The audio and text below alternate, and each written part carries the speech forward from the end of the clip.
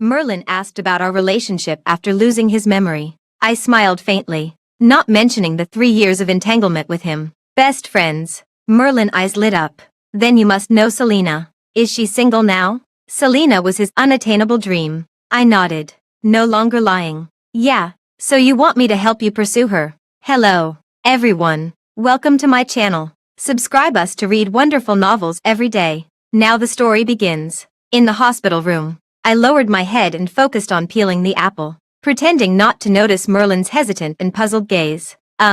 Tiffany. Oh, right. He felt a bit embarrassed and instinctively wanted to scratch his head, but upon touching the bandage, he reluctantly lowered his hand. Are you Selena's hired caregiver to look after me? My hand trembled, and the apple peel snapped off. Even though I knew he had lost his memory, I couldn't help but feel a pang in my heart. How could it be that I just happened to forget those 3 years when we met? After a long pause, I gathered my emotions and replied, no, I think we were more like close friends. Sorry, I don't remember. Merlin laughed wryly, his tone slightly awkward, though I never expected I'd become such good friends with someone as serious as you in the future. It feels like dealing with a boss. Ha ha ha. I chuckled. Serious. It must be boredom. Too bad he doesn't remember. Not only did he become good friends with someone as dull as me, but we also entangled with each other for 3 years, going wild in every corner of his spacious apartment, amid countless fervent revelries. I also fantasized that Merlin might like me.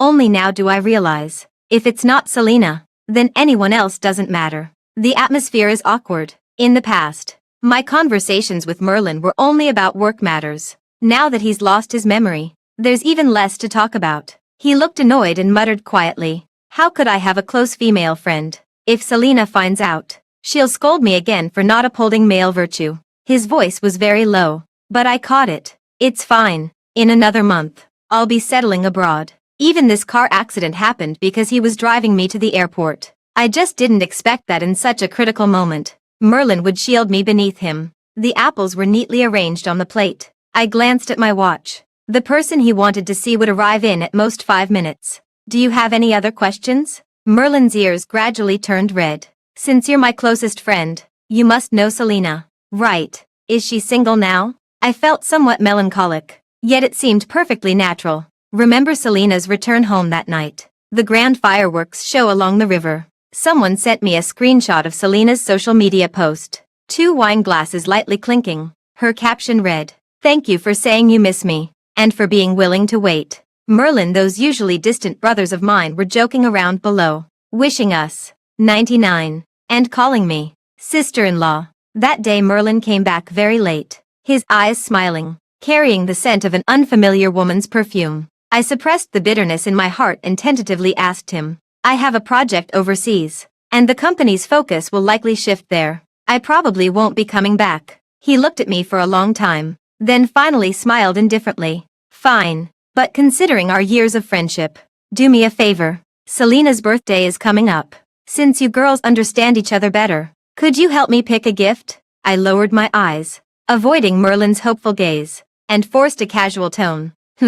So you're asking me to help you pursue her. It's just that I didn't agree before. But now, consider it as repaying the debt for saving my life. After saying this, Merlin's expression was ignored. I stood up and was about to leave when Selena barged in and pushed me down. My elbow hit the ground hard, grinding over the scrape from the car accident. Selena was emotional. You troublemaker. How dare you show up around Merlin? If it weren't for you, he wouldn't have gotten into that car accident. I wanted to say that Merlin insisted on seeing me off. Then I saw Selena throw herself into Merlin's arms. I had never seen such an expression on his face before. Careful, yet tinged with a hint of tenderness, gently wiping away Selena's tears. His tone helpless yet doting. Why are you still such a crybaby? Selena, I've lost 3 years of memories. Yet you haven't grown up at all in those 3 years. Selena froze for a moment. Soon, her eyes sparkled as she playfully imitated her younger self, coquettishly saying, with you here,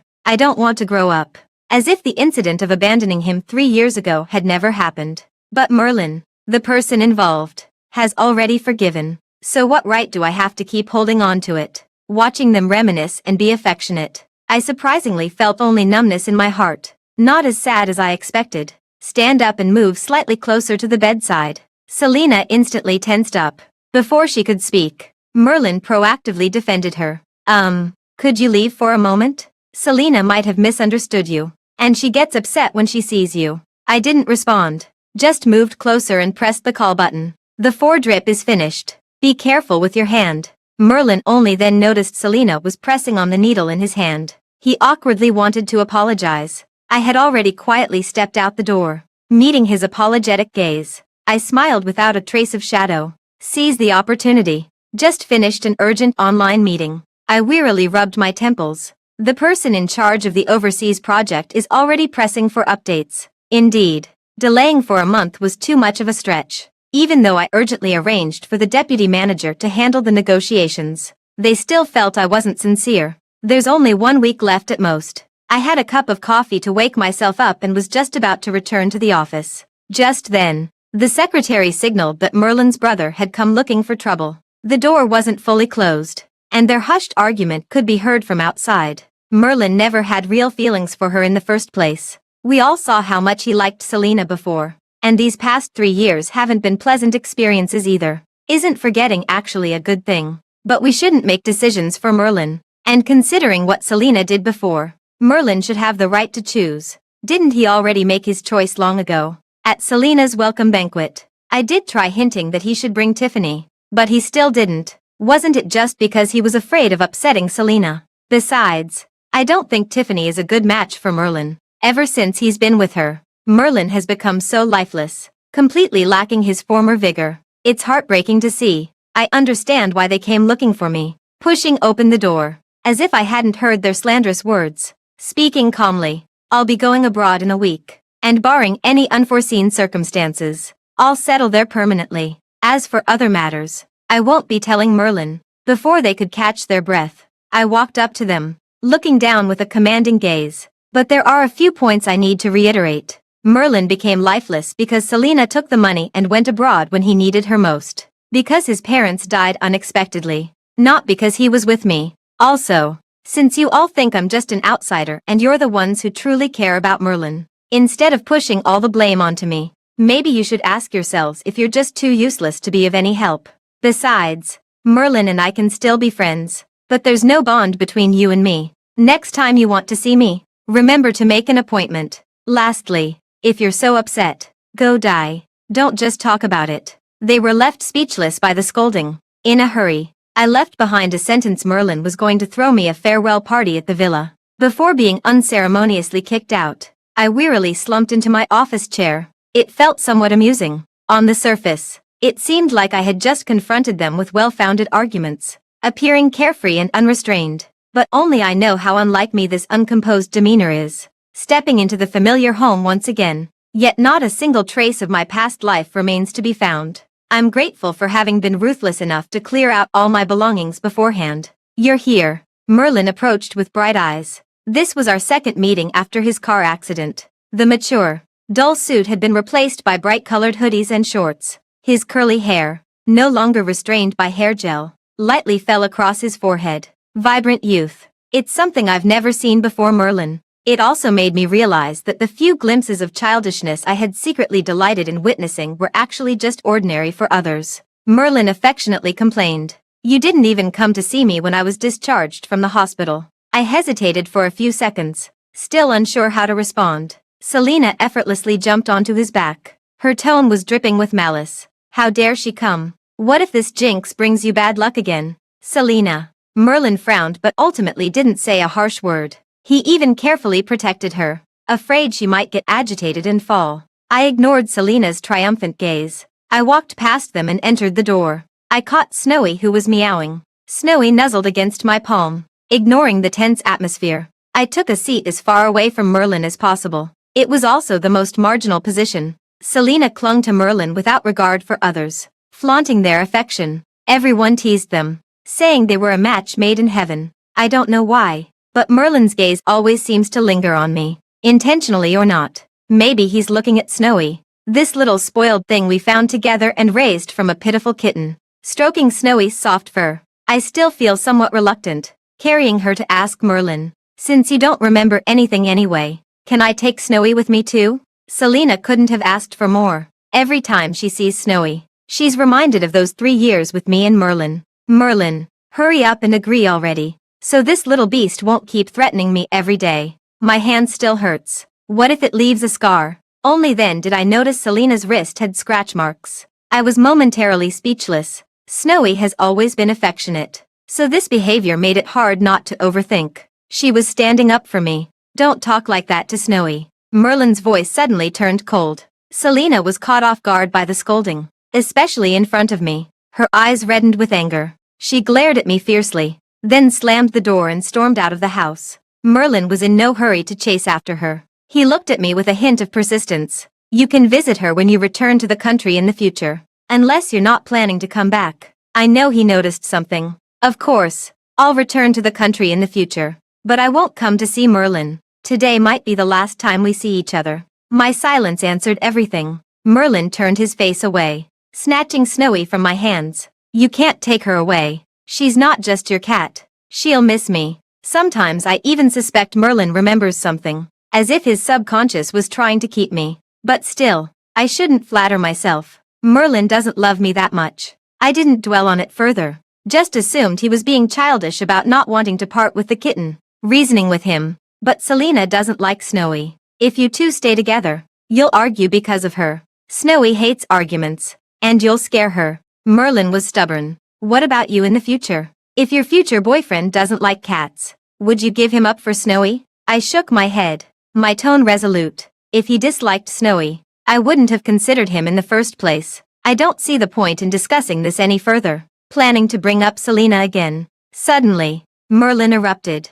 Who gave you the right to always act like you're considering me? As if I'm being unreasonable. Tiffany, I don't even remember you. Do you know how annoying you really are? Snowy ended up going abroad with me after all. It was just that Selena secretly sent her over. I asked her if she wasn't afraid Merlin would get angry. Selena proudly lifted her chin. He used to love racing cars, but I just cried a couple of times, and he never touched them again. What makes you think that in Merlin's heart, some little beast would be more important than me? Her eyes gleamed with smug pity. Tiffany, you poor thing. You don't know what Merlin is like when he loves someone. He could never bring himself to truly blame me. Confirm the plane has taken off. Selena let out a sigh of relief and returned to Merlin's home. Actually, she had lied during this period. She and Merlin had been in a cold war. As soon as she entered, Merlin's crimson gaze fixed on her. Where is Snowy? Selena pretended to know nothing. How would I know? Maybe she ran out on her own.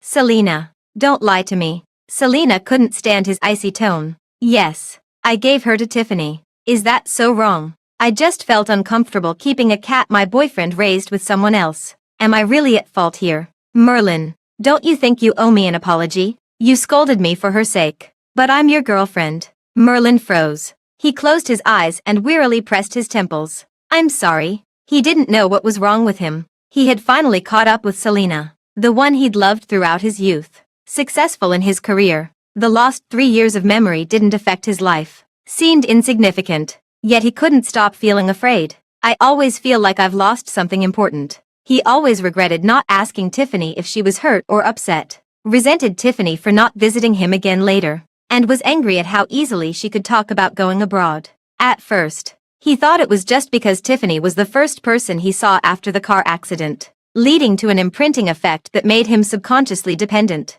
But after abstaining for a few days, he still couldn't resist organizing a farewell party to create a chance to meet, even though he had Selena a huge fight over it. From the moment he saw Tiffany, he felt himself losing control. Though he had no memory of her, he couldn't bear her distant tone. The bitterness clogging his chest made him want to demand answers. To rage. Merlin took a deep breath. He walked to the door. I'll go get her to return Snowy to me. When suddenly I heard Selena's mocking, triumphant voice. Too late. Merlin, didn't she tell you? She's leaving the country today. By my calculations, her plane took off over an hour ago. During these 3 months abroad, I've been swamped with work. With a change of environment, my career is thriving. I rarely think about Merlin, just grateful for the right decision to go abroad. Rarely free in the evening, I dragged my exhausted body home early. The clingy little cat that usually waits at the door, Snowy, was nowhere to be seen. I hurried inside to search and finally heard the sound of water in the bathroom. The man was lying on his back in the bathtub, wearing only sweatpants. Snowy was almost buried in his bulging pectoral muscles. The cat's fur was wet, and it let out a soft, plaintive meow. Noticing my arrival, both the person and the cat looked up simultaneously. Two pairs of pure blue eyes gazed at me, with a high nose bridge. It was a beautiful blend of Eastern skin and Western bone structure. The peach blossom eyes were full of affection, and the Chinese spoken had a slightly slurred tone. Mommy's back. I felt my breath catch in my throat, as if guided by some unseen force. I crouched down to meet them at eye level. Snowy was lifted up like a little lion king, wanting to be pampered, want a pat. I was just about to tap her little head with my fingertip, but the gesture fell through empty air. The damp mist was warmed by body heat. The man held my wrist and rubbed it against his head, grinning mischievously. Not clean enough yet. Try the other one first. Now I was certain. He was deliberately seducing me. Snowy, stay in the drying box obediently. My mind is a bit unsettled. The glimpse of spring scenery in the bathroom keeps replaying in my mind. Nikki hooked the waistband of the sweatpants with one hand. The areas already tight from water seepage became even more strained and visible. Only absurd thoughts remained in my mind. Mixed heritage, yet so extraordinarily gifted. Help me. Thoughts interrupted. Nikki had somehow moved closer. I instinctively recoiled in fright. He kept inching closer. There are no men's clothes at home. Drying them would take time too. Nikki only had a loosely wrapped towel around his lower body, completely bare, on the verge of collapse. Yet, he himself had not the slightest sense of crisis. Still kneeling on the sofa with one knee. I rarely lose my composure. But now, I couldn't help but laugh in exasperation at his reckless behavior. Grabbing the plain chain around his neck, I tightened it. My words were laced with venom. I don't remember ordering a stripper. Nikki's fair skin flushed red instantly. Just when I thought he was going to make another blunt move, he pulled out a little bare apron from behind. Innocent gaze. Sister, I sell my skills, not my body. Nikki showed no trace of shyness, calmly wearing nothing but an apron. I deliberately tightened the thin ties, leaving marks on the skin with each movement. Clearly, revenge was taken. But recalling his surprised remark just now, big sister enjoys playing with letters. I still can't feel happy. I just feel stifled. I remember when my partner Lillian introduced him to me. She repeatedly emphasized how charming he was. At the time, I teased her, saying if he was so charming, why would he be willing to be just a male nanny? Lillian looked at me meaningfully. Sweetheart, because he only wants to serve you alone. I didn't take it seriously before. Now I just think she was wrong. Clearly, it's because his mouth is too foul. Nikki is bustling around in the kitchen. That works too. If he serves me a bowl of bland Western food, it would be the perfect excuse to fire him. Little did I expect that he would prepare 3 dishes and a soup, which turned out to be surprisingly delicious. I tried my best to maintain table manners, but I still couldn't hold back an overate. I could no longer bring myself to nitpick. If there's any regret from these months abroad, just couldn't find a chef to my taste. But now Nikki's appearance has perfectly filled this gap. I've always been generous with those who can please me. Handed him a black card. Nikki didn't take it immediately. Holding Snowy, he shrugged to indicate his hands were full. I chuckled, feeling a rare mischievous impulse. Gently bit the edge of the card, slowly drawing closer. The thin piece parts his lips. Nikki instinctively swallows, lowering his gaze slightly. Dazedly, his lips part. I tilt his chin up, letting him bite down. Their tall noses exchanged each other's breath. Ambiguity blossomed. I released my lips at the right moment, letting him alone hold the card with his teeth, then slowly leaned closer. Just a finger's distance away. Nikki couldn't resist leaning forward. Can't take a joke. I chuckled, hugged Snowy and abruptly pulled back, feigning regret. Oh, I almost forgot you don't sell yourself. With the biggest headache. Food. Solved. Life became increasingly comfortable. So much so that when I unexpectedly saw Merlin at the company after so long, instead of feeling melancholy or regret, it was more of an unwelcome entanglement with the past. Mr. Merlin, I handle official matters strictly by the rules, believing myself to be courteous. Yet I never expected Merlin to be stung. Dressed in a suit, he has grown much thinner, the familiar air of noble restraint. With just one glance, I knew Merlin had regained his memories. Tiffany, I interrupted him. Did you bring the contract? The port project. Ever since the Parker family won the bid, I knew he would come to me for collaboration. Such a big piece of the pie. He couldn't swallow it all alone. I just didn't expect Merlin to give me all the profits, sacrificing the company's overall interests to curry favor. I'm starting to wonder if Merlin has lost his mind. Even during our most intimate moments as lovers, we never let personal feelings interfere with business matters. The game of playing with fire to amuse the vassals. I can't tell if it's disappointment or weariness in my heart. I asked him, "What do you want?" Merlin's eyes lit up, looking at me greedily. "I want you to be my date for tomorrow's banquet." An extra male companion on a planned itinerary would at most add a bit of romantic gossip. Totally worth it. I was about to agree when the door was pushed open from outside. Nikki hummed a tune, opening my lunchbox as if no one else was around. A balanced meal with both meat and vegetables, accompanied by soup, and even post-meal fruit was prepared. After a long pause, he finally turned his head with feigned surprise, looking at Merlin. "Oh, Uncle, you're still here. Well, I'm my sister's personal secretary, and my top priority is keeping her well-fed. I don't notice extra people." With that, he even gave me a suggestive wink. Merlin sneered. Young people are indeed prone to short-sightedness and arrogance, unaware that beauty fades and love wanes. Momentary novelty amounts to nothing, Nikki dramatically exclaimed, pressing her face close to mine. Sister, have I grown ugly?" I felt a bit disgusted and pushed him away with my hand. But unexpectedly, he took the opportunity to grab my hand and rubbed against it. He. I knew my sister would dote on me, as if he had found a backer. He turned around and went all out. "Uncle, with all your experience, surely you haven't been trampled underfoot by fleeting novelty before. But since you're old and wise with a long-term perspective, you should be more open-minded about everything. You must understand that sister made a wise choice by running towards a better person." Right. I couldn't help but want to laugh. After Merlin stormed off in anger, Nikki calmly served me food as if nothing had happened. "This piece of meat is a bit tough. Sister, here, have this one. It's more tender and tastes better." Meeting his innocent gaze, I obediently ate it without hesitation. Indeed, the tender ones taste better. Merlin came to pick me up while I was comforting Nikki. The person who usually clings to me every moment actually took a rare day off. Though just words, they carried a distinctly puppy-like vibe. "Sister, would you like some cake? I saved the first piece for you." "No, thanks." The car came to a stop.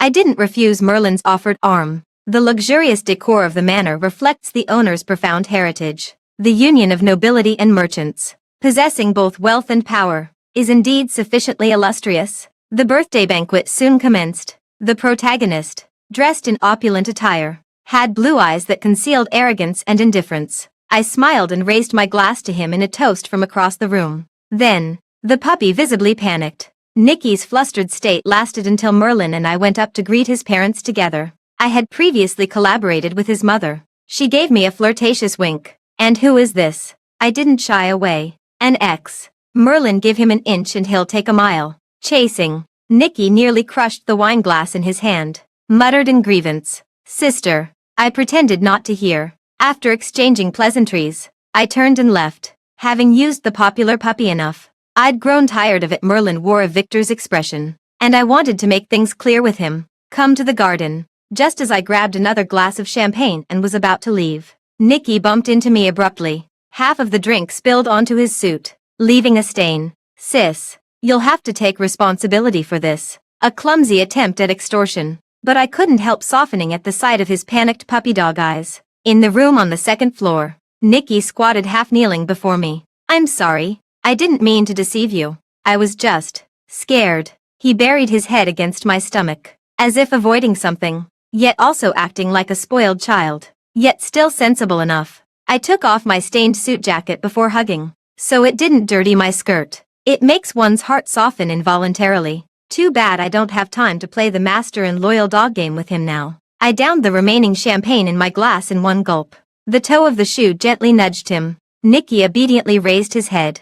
Then, gripping his chin, I passed him a sip of wine. After a while, I stopped his increasingly excessive movements, smiled slightly. "To compensate for your clothes." When I appeared before Merlin again, my lips were still swollen. I looked in the mirror. No need to reapply lipstick, so I didn't bother. Merlin was deeply stung. He reeked of alcohol. His eyes were rimmed with red. Was it him? I remained non-committal. Merlin leaned in as if to kiss me, but before he could get close, I stomped hard on his foot. I gave a cold glance toward his lower region. Don't come any closer. The skirt is just an inconvenience, not an impossibility. In the end, he was afraid, yet still unwilling to let go. I don't understand why. If you feel Selena makes you uncomfortable, I've already gotten revenge. She won't dare bother us again. If you're upset about that night, I was just saying things in anger. That night, I only went to warn her not to bother us anymore. I just wanted to make you jealous.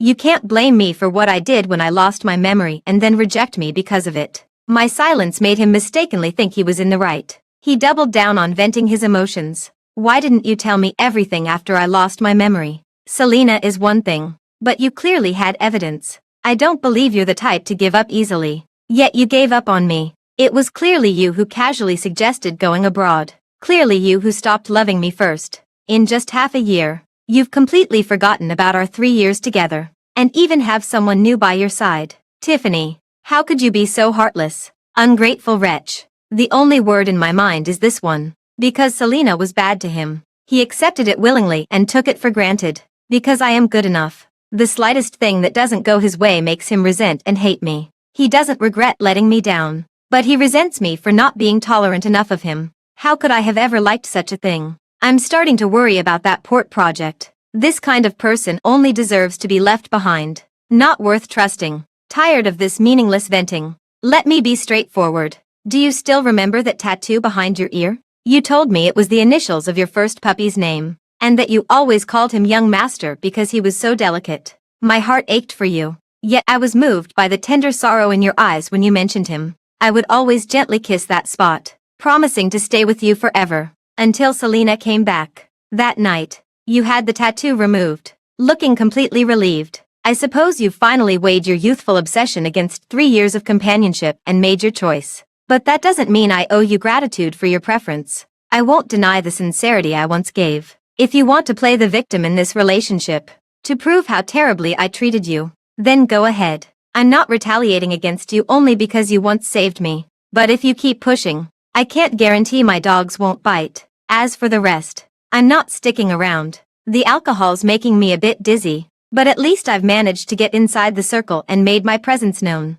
What comes next? I've got plenty of money and methods. It's not a loss. Feeling pretty good. As for the blue-eyed puppy that managed to sneak into the car, I closed my eyes, enjoying his massage on my temples, and didn't kick him out. When I got home, I couldn't stand the smell of alcohol on me and headed straight for the shower. Nicky didn't dare to stop me, nor did he offer to help. Just help me draw the bath. Then he coaxed and begged me not to lock the door, letting him stand guard outside. I glanced at him, scanning from head to toe. Long-standing habits kept me well within limits. Never drunk enough to impair my thinking. For a long while, I couldn't find any fault. It perfectly matches my aesthetic preferences. I don't intend to be overly sentimental. Turning my back to him, I lifted the shawl. Help me. The fishtail skirt's back features only one intricately designed back chain. It drapes down from the neckline, tracing the contours of the largely exposed back. Unfastening it should be an easy task. But Nicky's hands keep trembling. His fingers accidentally brushed against my skin. I couldn't tell if his hand was hot or if it was my body burning. It seemed like he caught my hint. Yet he hesitated, afraid of overthinking, cautiously testing the waters. Too much dawdling. I turned in place, letting his hand truly graze my waist, gently brushing his Adam's apple with the pad of her finger in a suggestive manner. On your first day here, I reviewed your medical report. It was spotless. Be a good boy and help your sister sober up. When I woke up the next day, I still felt a bit dizzy. It was rare for me to sleep until noon. The other side of the bed was already cold. It seems he woke up very early, thinking about what happened last night. I felt a rare pang of guilt. I underestimated the little foreigner. The things I prepared in advance were too small. In the end, he could only endure the discomfort. Veins bulging on his forehead, flexing his wrist to serve me. All while I complained that he wasn't as good as the little toy I bought. Grumbling with resentment, I went to take a cold shower. I glanced at the surveillance footage on my phone. Nicky is like a house elf. Refilled the cat food, tidied up the house, then vanished without a trace. Slowly getting up, I decided to settle for a bowl of cereal for a meal. The door suddenly opened. Nicky held a large bag in his hands, not daring to look at me. I promised to cook for you. so I bought some groceries. I noticed the new accessory on his face and was somewhat intrigued. Look up. His stunning face was now adorned with tearful glasses. His beautiful eyes were slightly squished, making him look a bit silly. Is this some new way of admitting mistakes? It's quite adorable. Suddenly, I felt like teasing him. Indeed. I didn't eat enough last night, so you really should make it up to me. Nicky fumbled with the ingredients in his hand, dropping everything from the shopping bag onto the floor. Although he was flustered and tried hard to conceal it, I still caught a glimpse of a familiar packaging box. Mint flavor.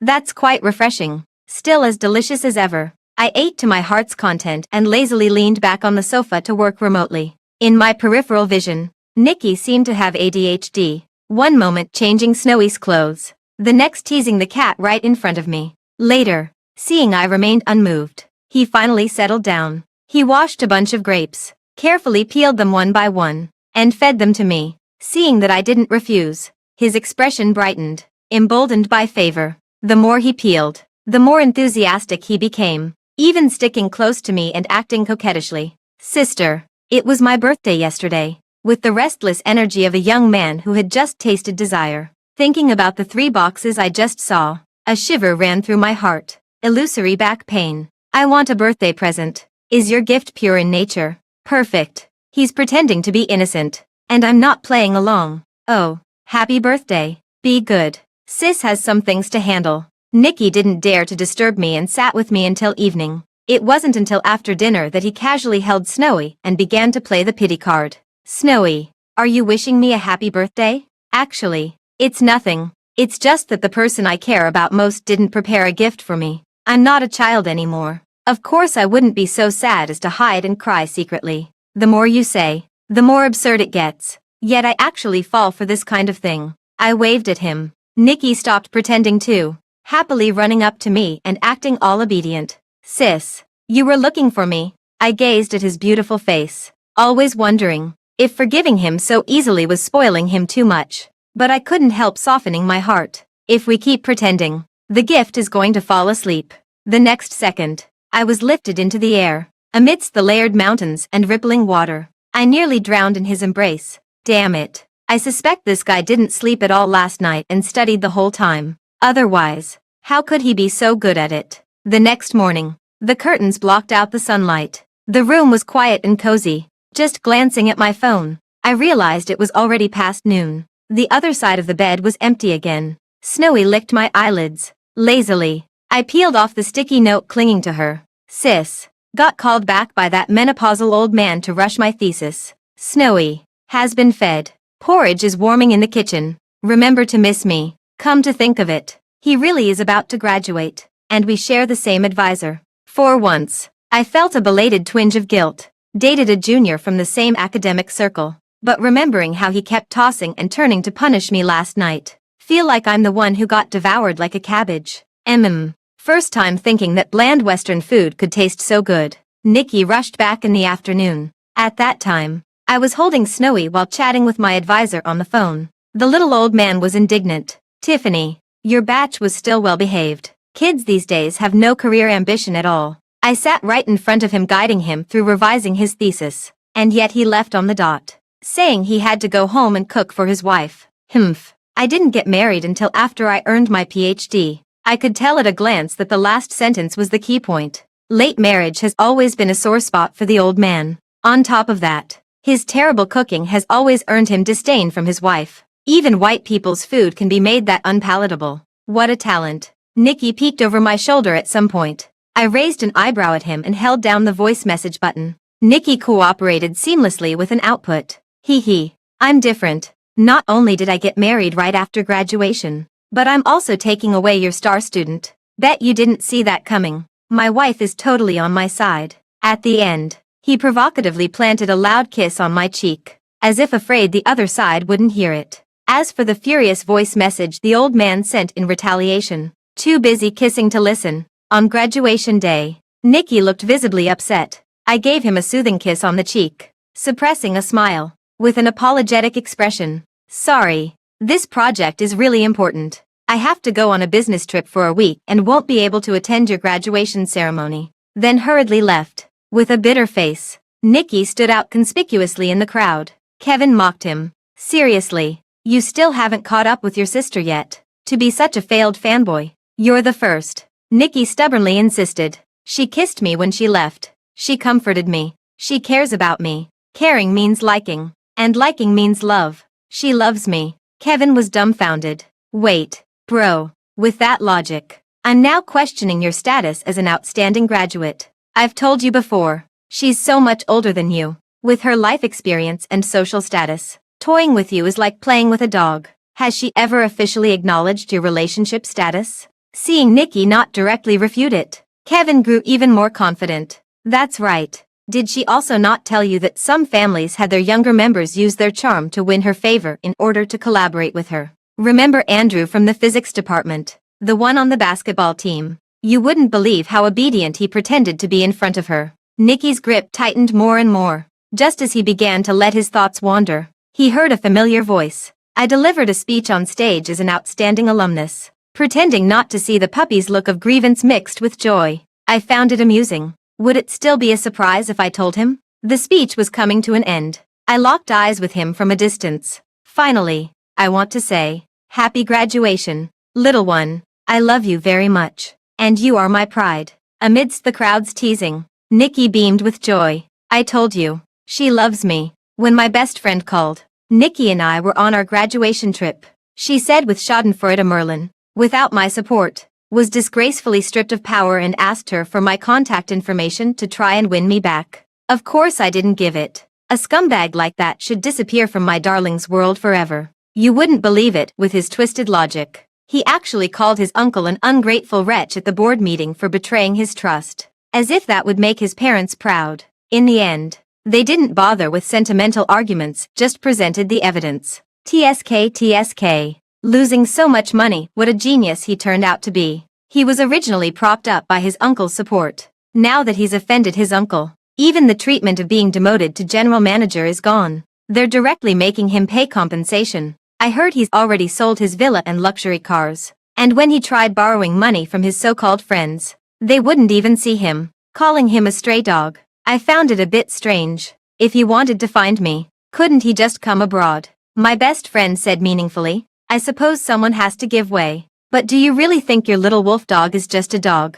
By the way, speaking of which, that bold love confession video of yours has made its way back home. Now you've got a whole bunch of admirers, both men and women, envying whoever was lucky enough to catch your eye. Your little pup must be absolutely touched. I nearly choked on my porridge. Amidst countless fervent revelries, I too have fantasized that Merlin might like me. I flushed crimson, too embarrassed to say it aloud. He was moved, while I was truly on the verge of breaking down, changing the subject. Evasively, aren't I on a graduation trip with him? Hearing the location, her best friend exclaimed excitedly. Oh, I heard the beach there is especially beautiful at night. Did you see the bioluminescent plankton then? Of course I saw it. I forced out a dry laugh. I couldn't very well tell him I'd only been reviewing hotels. Besides, why shouldn't tears from blue eyes be called blue tears? The hands massaging my waist gradually took on a different meaning. I still want to keep talking, to stall for time,